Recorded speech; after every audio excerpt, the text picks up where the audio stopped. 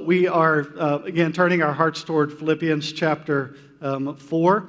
I want to tell you before we jump into the text today that I identify with the text today because in our text today we have two people that Paul calls out by name in front of the entire church. I'm a PK, preacher's kid, so I can tell you that on more than one occasion in my life, my name has been called from the stage by my father to get onto me during a church service. Like from the stage, Devin, straighten up. Devin, what are you doing? This has happened to me on more than one occasion.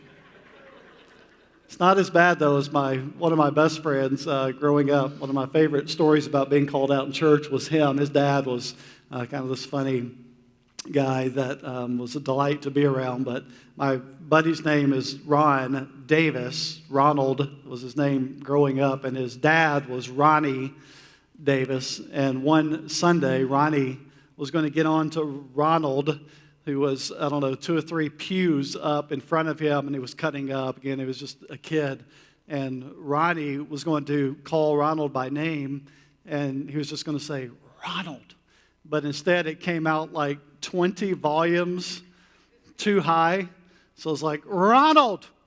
And they just got this look on his face to the point the pastor had to stop the sermon and just look over, and everybody was just laughing. So because he got called out in church in a louder than intended way. So I can always hear that in my mind. Ronald! Whoa, that was way too loud. So Paul calls out two people in church. He calls two people by name. Their names were Euodia and Syntyche, so I don't know how that would have come out exactly. Syntyche! But anyways, these two ladies get called out, and the sad thing is we're still talking about it 2,000 years later. Every time I've been called out in church, it was momentary. We had a discussion about it after church. If it was funny, we might still talk about it at some family gatherings, but I don't think we're going to be talking about it 2,000 years from now. But we're still talking about this story 2,000 years later. So Paul's ending his letter to this group of Jesus followers who are in the Roman colony of Philippi.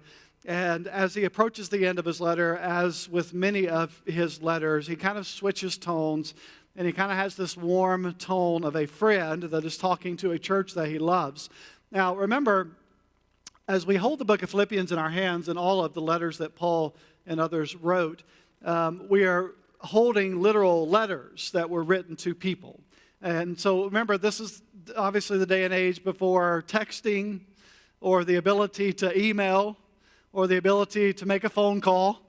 And so the way that they communicated was with personal letters. And so you would expect in a letter that Paul is writing to an individual group in a local city that it makes perfect sense that his letter will contain personal sentiments and personal instructions in his letter that we still hold 2,000 years later.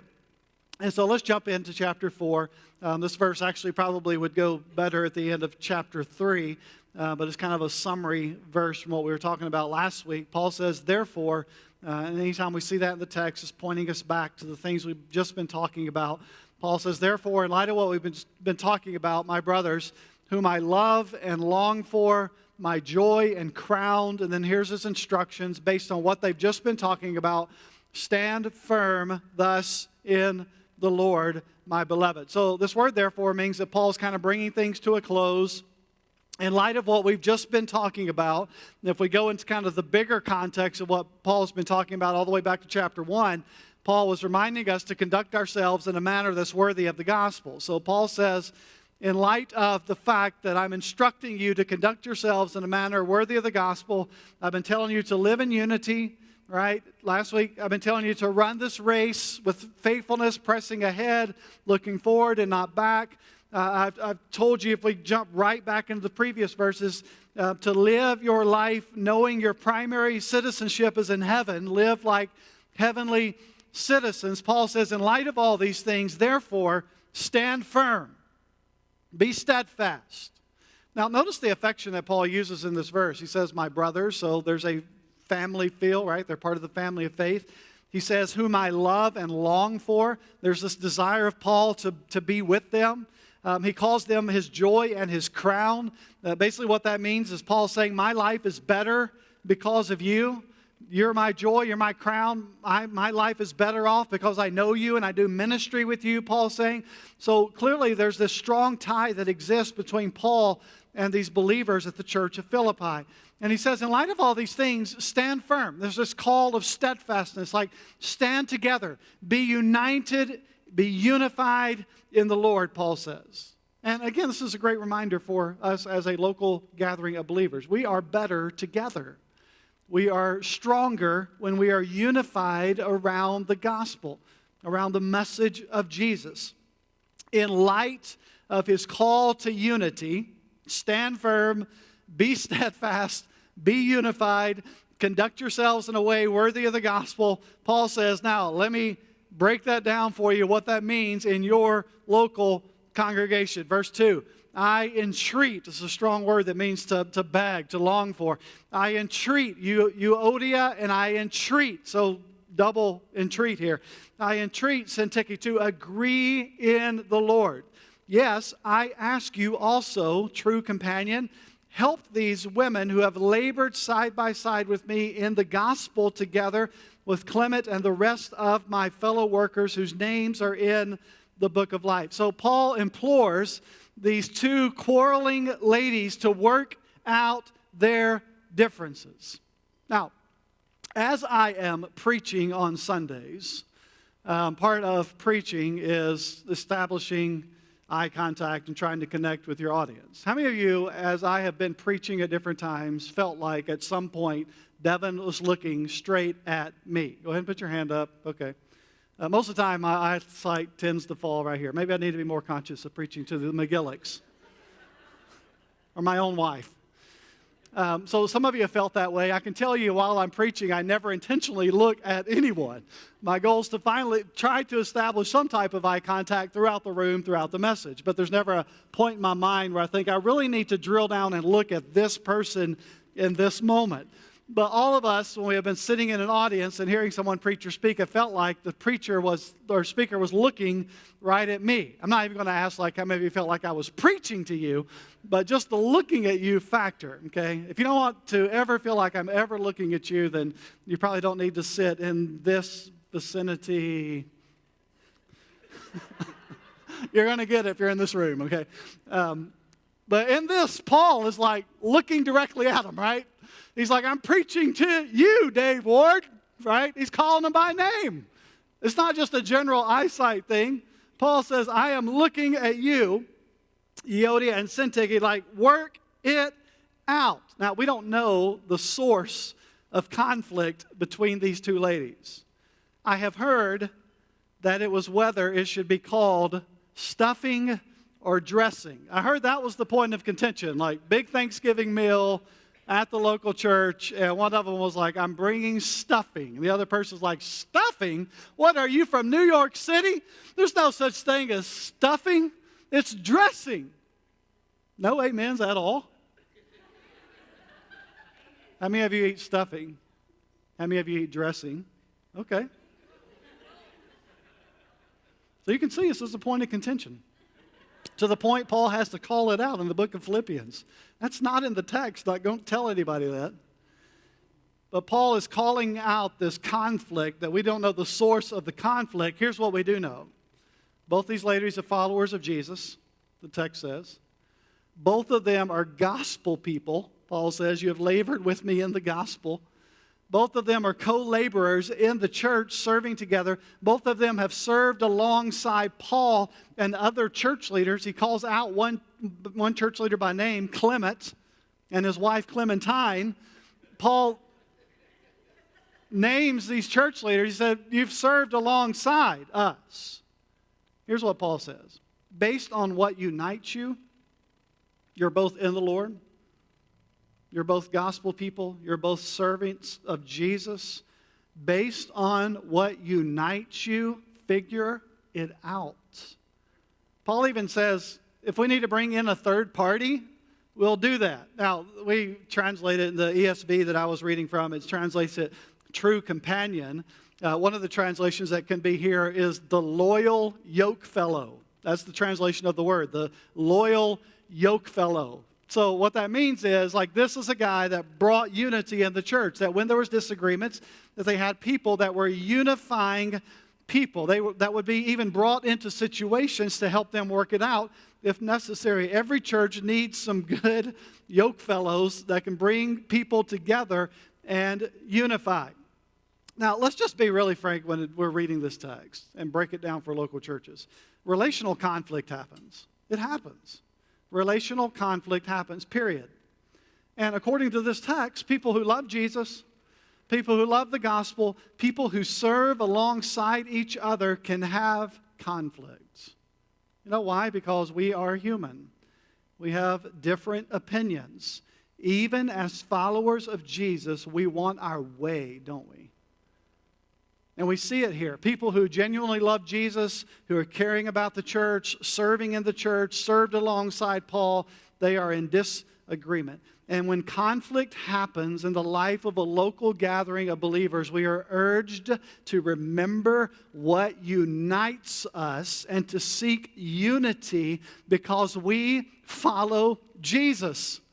That's what unites us. We follow Jesus. So Paul says, you love Jesus, you're about the gospel, figure it out. Now, I have been in some situations where I questioned whether one of the parties loved Jesus. But I can tell you, for the most part, when there were sincere believers that loved Jesus, cared about the gospel, that they would find a way to figure it out, even if it meant that they would agree to disagree.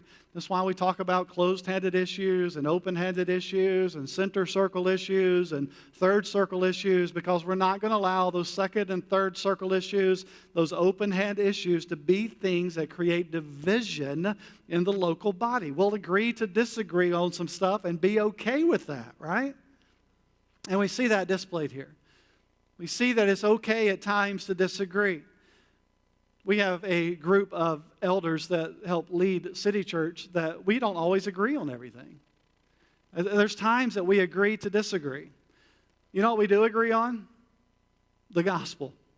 You know what we do agree on? That City Church needs to be about Jesus.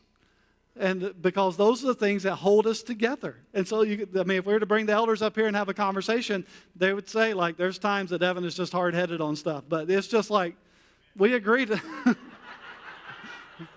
you guys ever met our former elder, Rick Marshall? I'm on the stage, dude. Remember that. It's like, I always have the final word. Rick Marshall, agree in the Lord. Eodius. What was I talking about? Most conflict, church, family, relationship, most conflict stems from control issues. I want my way. I'm right. You're wrong. Right?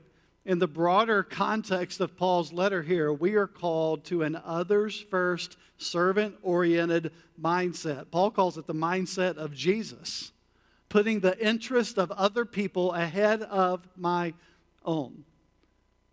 Because most conflict happens because we want to be in control. We want our decision to be made. We want our way to happen, and it creates conflict, right? And Paul calls us in this letter to say, be a servant-minded person like Jesus was. Be others-focused before you are me-focused. And when you do that, it creates unity and limits division, even though division will happen because we are humans and sinners. So, what a great lesson here in this text about learning to be able to get along. One of the beautiful realities of the body of Christ is the diversity of the body of Christ. But because there is diversity, there will be conflict. Opinions differ, feelings get hurt, people get upset, angry, jealous, disgruntled, right? We disagree at times. And when these moments occur, we are challenged by Paul. Agree in the Lord. Remember what binds you together. In essential beliefs, we emphasize unity. In non-essential beliefs, we exercise liberty. And in all matters, we exhibit grace. At this point, Paul transitions in the text to some very short and intentional everyday life instruction. So let's break down Paul's kind of final admonitions as we head toward the end of the text. Verse 4, rejoice in the Lord always. Again, I will say, rejoice. Paul says, rejoice always. And if you missed it the first time, rejoice in the Lord always. Repeats himself. 2 times he gives it to us. Rejoice. Again, we've said throughout the series, joy is one of the primary themes of this letter. Remember, being written from prison, chained to a Roman guard, awaiting his verdict of life or death, writing to a group of Jesus followers who are facing severe persecution and suffering. Paul says, rejoice always in the Lord, rejoice always. Again, I say, rejoice. Our joy is found in the Lord. And that means there is no circumstance outside of His control. That joy is available and joy is constant when we are in the Lord, even in the face of whatever it is that we are facing at the time. Rejoice in the Lord always. Not like when you feel like it, not when you're having a good day. Paul's like, when you are grounded in the Lord, He is the source of your joy, regardless of the adverse circumstances you might be facing. Did you know rejoicing always only makes sense when your joy is grounded in who God is and not in your life circumstances? It only makes sense to rejoice always when your joy is dependent upon someone bigger than you and bigger than your circumstances.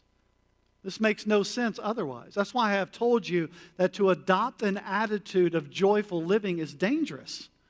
It's dangerous for you. It's dangerous to have the attitude, no matter what is going on in my life, I'm going to find my joy in the Lord. It's dangerous to have the mindset of, God, I understand I'm in a season right now. And my temptation is to be disgruntled. My temptation is to be down and defeated. But I'm not going to do that because I know you're in control. I'm telling you, it's a dangerous way to live life. That no matter what happens, I'm going to find joy in the Lord. It's dangerous, but there is security, right? There is security and groundedness as we find ourselves centered in the gospel of who God is and not in our life circumstances. The reason it is dangerous is because there's going to be times in life that you have to look at the difficulties of the circumstances that you're going through and say, it's okay. God's in control. And that is a dangerous way to live life. That no matter what happens to me, I'm going to rest in God. Verse 5.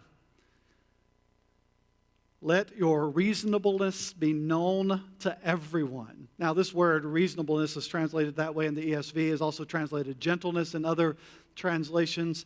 And Paul says this is to be known to everyone. This is kind of a difficult word for us to translate into English.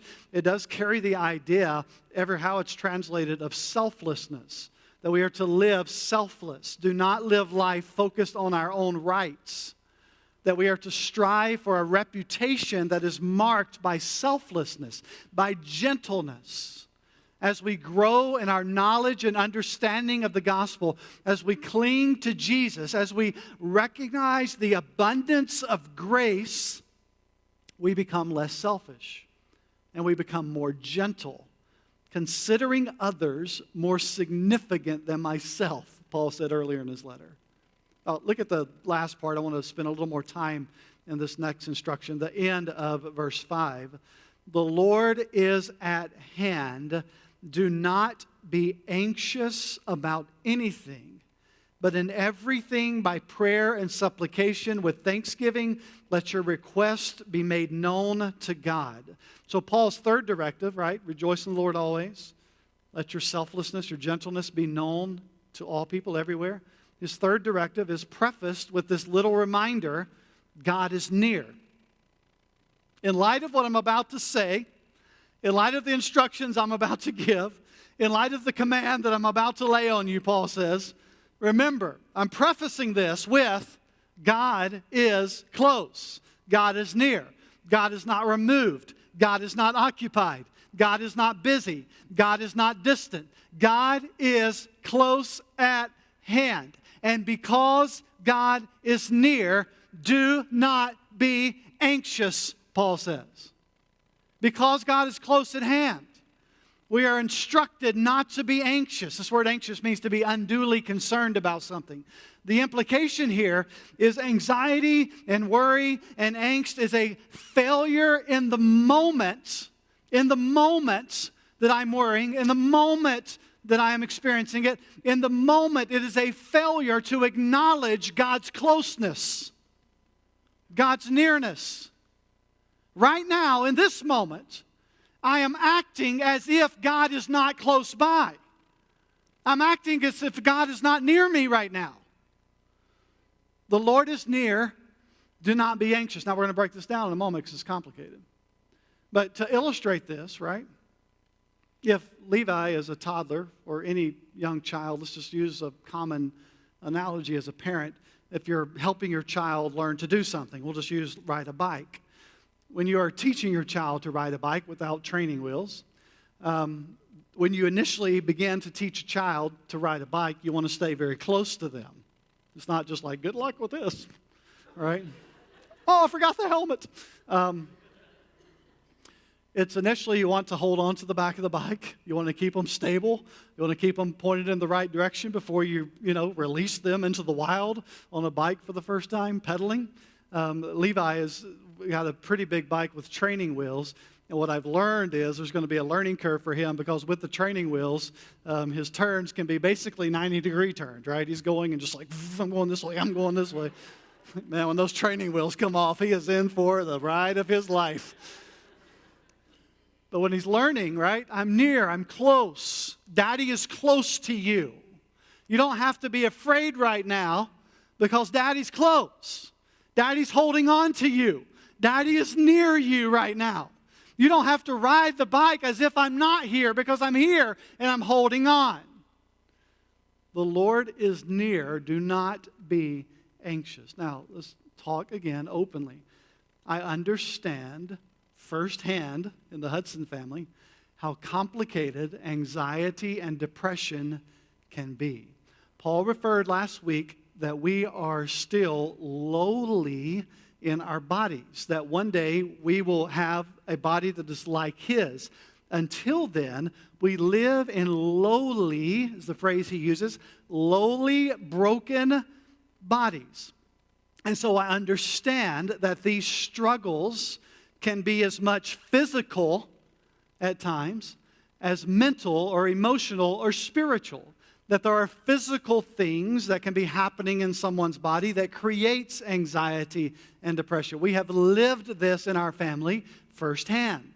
We have understood that there are times that as the physical part of it can be addressed with medicine, like we would address any other thing, that's not a lack of faith in those moments. So we get like this is a complicated issue. It's complicated. You know when it's even more complicated? When you do not deal with it personally. Okay? Several people in the Hudson family deal with this. Devin is not one of them at this point in his life. So it's hard for me to often have empathy or to sympathize with those in the family that do. Because for me, it's like, well, just get over it, right?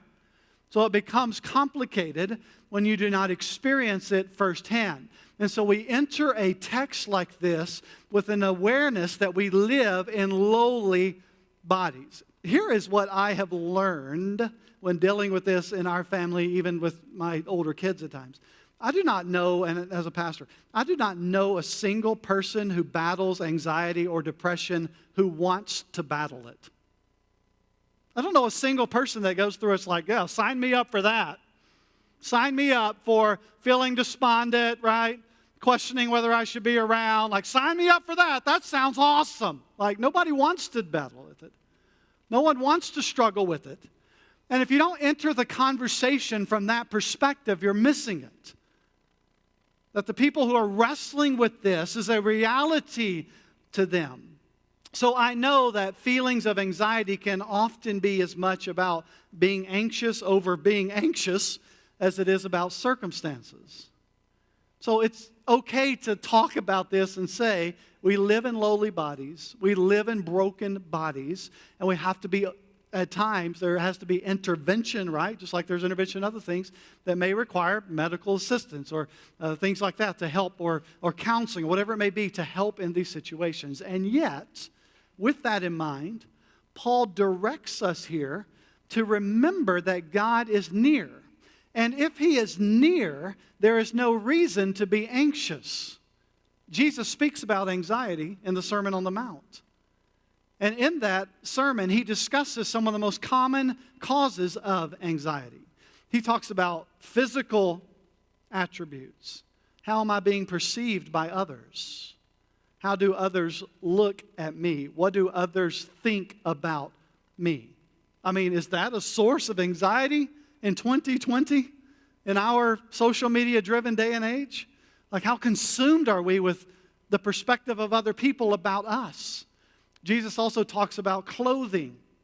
And what he means by clothing is not necessarily the pants and shirt that you're wearing. He's really talking about what we have and do not have that creates anxiety in our lives. He talks about the essentials of life, food and drink. What he's talking about there is, how am I going to provide? How am I going to provide for my family? Is my job safe? Is there security? Is there financial security in my life? Is this a subject that creates anxiety? Absolutely. Stuff that we still deal with today. He also talks about the future in the Sermon on the Mount. These are things that I can't control. Things that are around the corner for me, that I worry about, that I'm concerned about, that I'm thinking about, that dominate my thoughts. So how relevant is it that Paul's talking about this, building on the words of Jesus from the Sermon on the Mount? And in both contexts, both Jesus and Paul say, hey, God is close.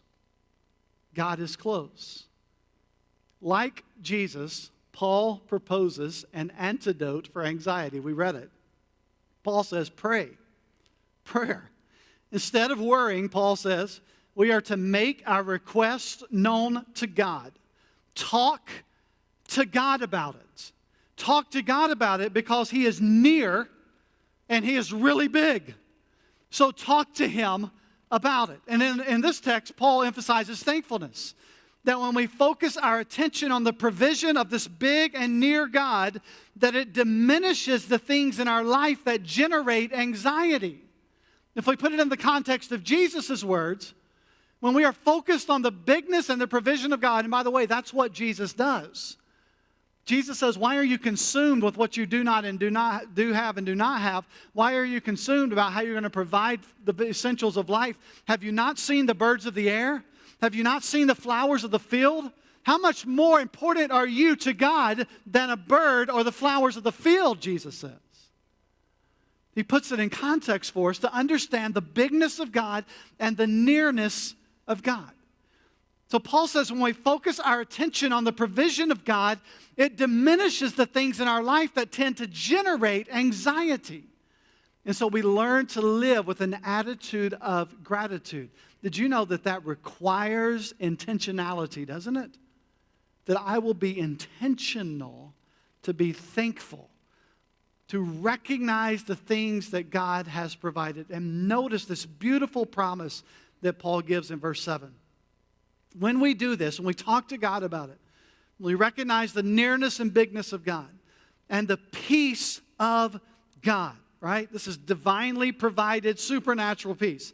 The peace of God, which surpasses all understanding, will guard your hearts and minds in Christ Jesus. I like the proactive language that Paul uses here, that the peace of God will guard your heart. As we give our anxieties and worries to God in prayer, the peace of God, right? It's his peace, divine peace, which goes beyond human comprehension, Paul says, like the human mind cannot fathom it.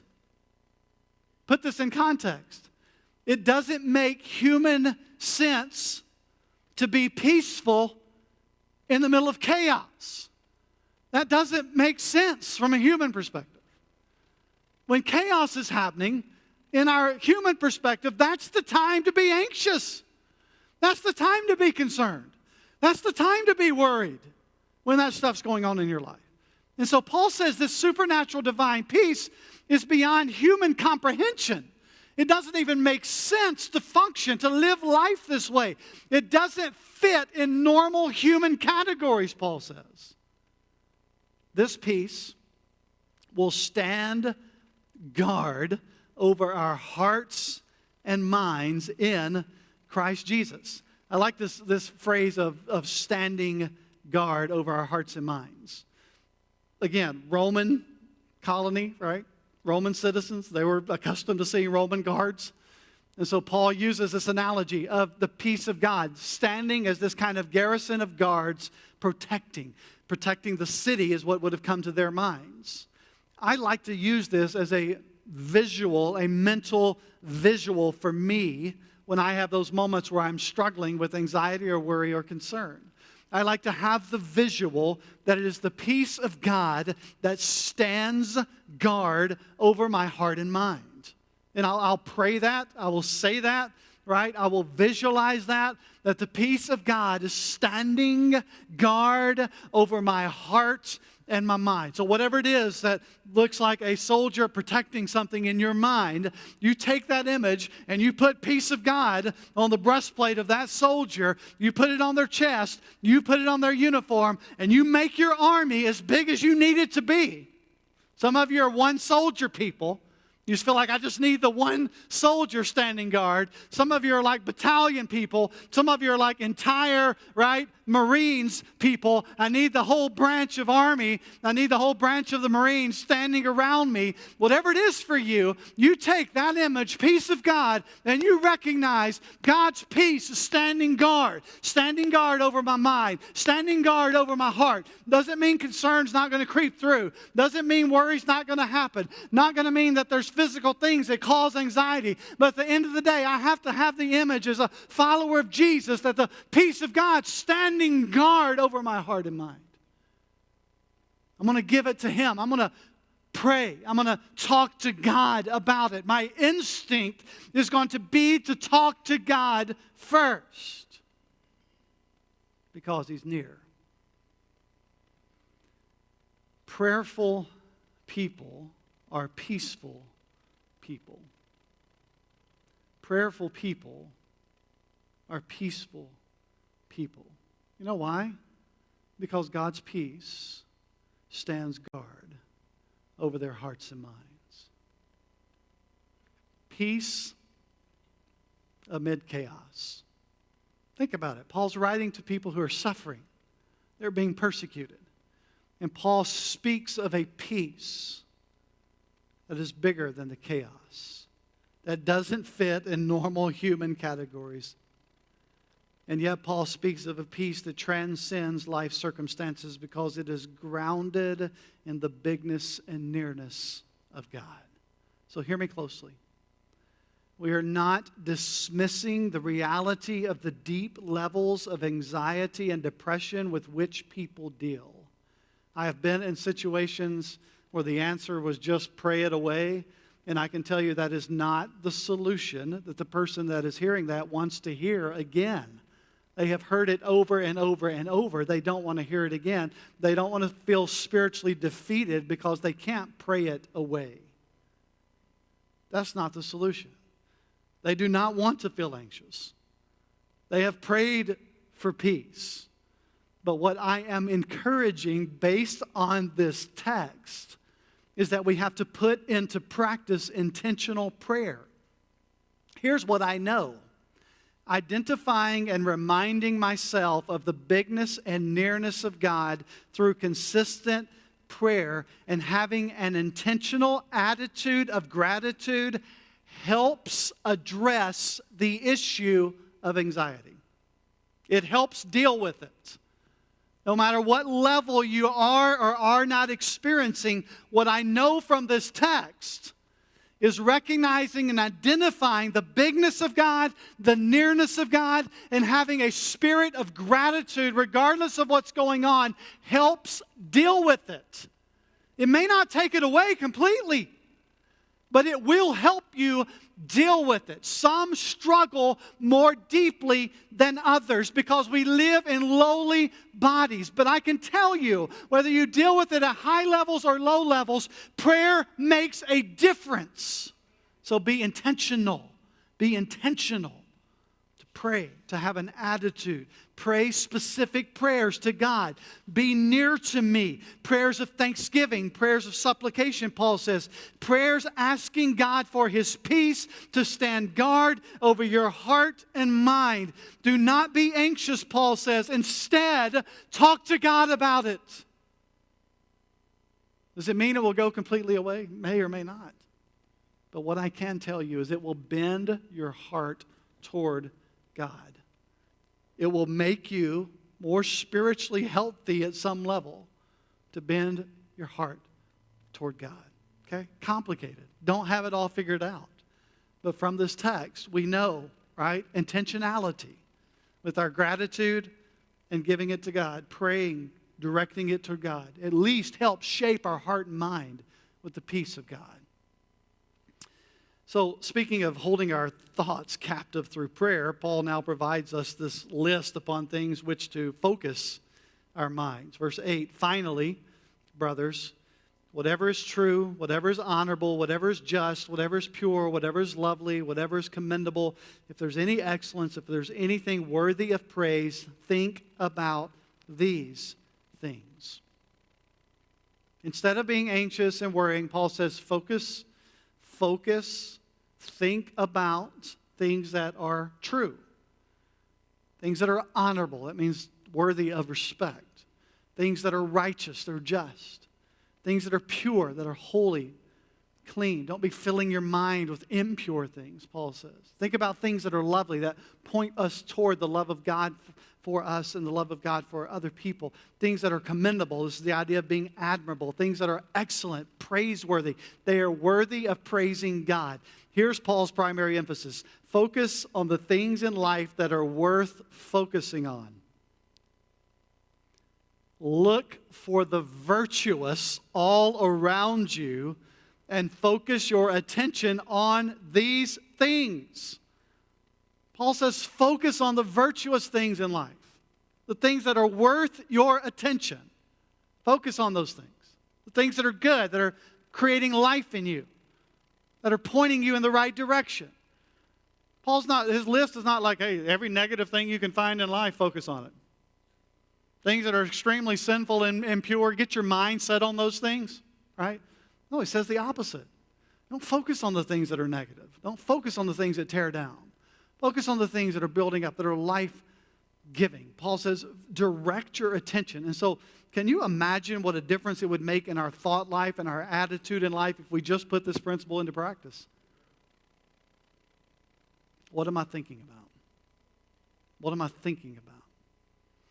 And then Paul puts the gospel into practice. This is our last verse for today, verse 9. What you have learned and received and heard and seen in me, here's our word, practice these things. And, bookends, right? And the God of peace will be with you. There it is again. The God of peace will be with you. Paul says, cultivate proper Christ-like behavior patterns. And he says here, you've learned it from others. Paul says, you've seen it in me. You've learned it from other people. This gospel message has been passed down to you, right? He says, others have taught it to you, and you have received it. In other words, the faith has been passed to you. So take the things that you have been taught and you have received and practice them. Cultivate them in your life. So here's kind of the summary of verses kind of 6 down. When anxiety surfaces, and before, you don't have to wait till it happens. When anxiety surfaces, talk to God about it. Exercise thankful praying. And then these last 2 verses. Life tends to be disorderly. So exercise mental discipline and practical discipline. Exercise mental discipline with your mind and practical discipline with your life. So I want to end today with just these words of encouragement. I want you to hear from me today, regardless of where you're at in life, no matter what's going on in your life. If you are a follower of Jesus, God is near. He is close. He is not distant. He is not removed. He understands. The Hebrew writer says that Jesus understands at our deepest levels what we go through as humans. He gets it. Whatever you're experiencing, emotionally, physically, spiritually, mentally, God is near. He is close at hand. Even when He does not feel near, even when He seems removed, He is close. He is near. The rest of that story is this: He is also sovereign. He is big. He is merciful. Listen to this. The entire world, the entire universe, right? Everything we know, as far as you can stretch your mind, the entire world, the entire universe, the entire solar system, the entire everything belongs to God. Therefore, you belong to God. He's that big, and you are His. Even down to your circumstances. He is near. He is big. He is merciful. And I want you to hear me say this. Jesus has done absolutely everything necessary for you to live out your faith in your thoughts and in your actions. He has done everything necessary. He has provided the way for you to live out your faith in your thoughts and in your actions. This is not about, right, I'm good enough, I measure up, I'm going to do better, I'm going to look in the mirror 10 times a day and tell myself how awesome I am. This is about resting in Jesus, talking to Jesus, bring your anxieties and worries to Him. And the promise is, if we will rest in Him, if we will focus our lives in the Lord, in Christ, that His peace will stand guard over your heart and your mind, that His peace will stand guard over your soul, so that we may say, rejoice in the Lord always. And again, I say, rejoice.